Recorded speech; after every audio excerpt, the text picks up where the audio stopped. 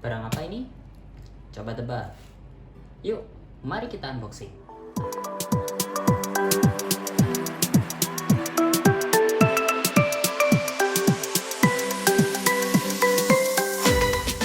Halo guys, kali ini gua barusan beli keyboard mechanical seharga 400.000 nih.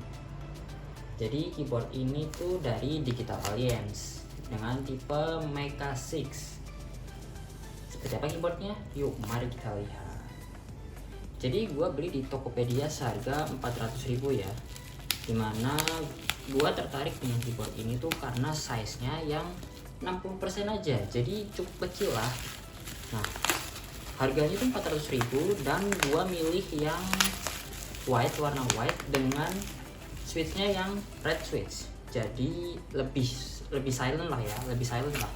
Kalau gua browsing sih red switch itu lebih silent, sedangkan blue switch itu lebih berisik tapi lebih clicky banget jadinya. Nah, ini gua beli yang red switch. Oke. Ini dia notanya dari Tokped. Oke. Mari kita lihat.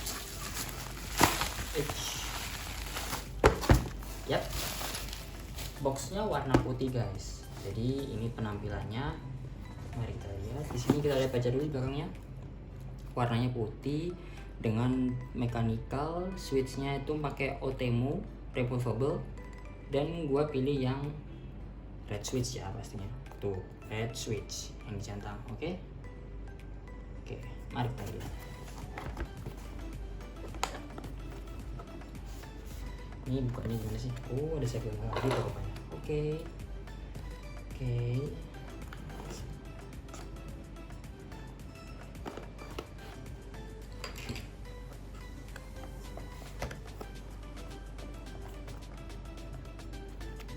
Bentar, susah banget. Nah, ini mana sih? Oke. Jeng. Jadi kita dapat apa aja nih? Ini ada kartu garansi dan buku manual. Lalu di sini ada kabelnya. Wih, sudah USB Type C ya guys. Jadi kabelnya udah USB Type C. Ya belum wireless sih memang. Di sini kita dapat keycap sama switch rednya yang kayaknya buat cadangan sih ini. Oke. Ini dia penampilan keyboard.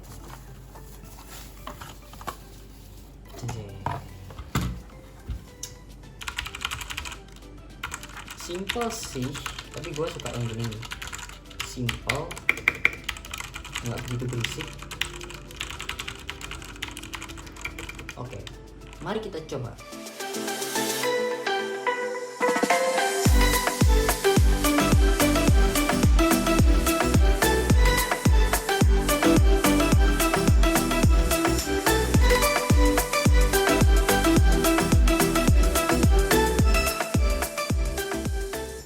Nah, ini dia spesifikasi dari keyboard mechanical Digital Alliance Mecha 6.